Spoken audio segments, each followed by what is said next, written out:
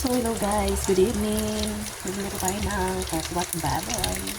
So ito na ang ating tokwa. Pinapalay na natin siya guys. At nagtimpla na rin ako ng ating sauce. Sinula ko muna yung tokwa para magpadali na tayo guys. Pagluto na lang muna natin ito ng palito. Para paghiwa natin, hindi siya maduro. Ayan, bigit pa yung isa. Ayan, ganyan guys. Pagkakapay ang gusto ko. Ayan.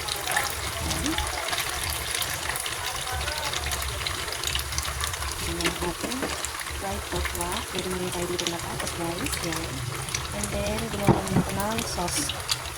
Ang sauce ng ating tokwa. Meron yung toyo, kalamansi, sibuyas at ang ating sili.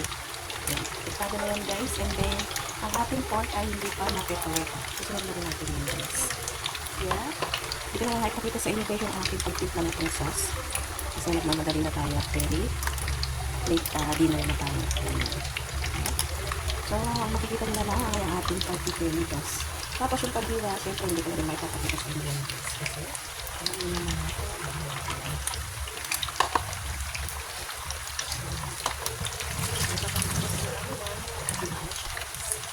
so guys, keep on watching. So, guys, sunod na natin guys ang ating pork.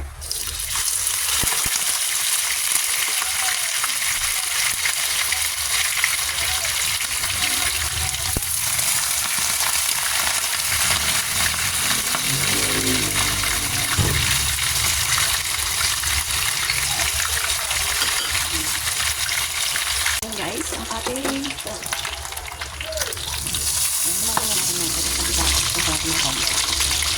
Parang hindi ko masyadong matigas guys. Ayan. Ayan na tayo dito guys.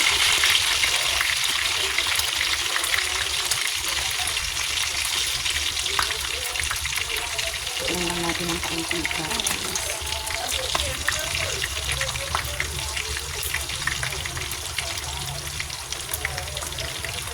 Maniba ko na yung toko guys. Ito na lang ating pork. Pagkalain lang natin ang kaunti yan.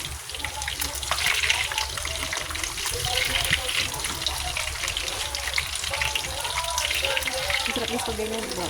Pasensya na kayo guys, medyo maingay sa ating kapaligiran.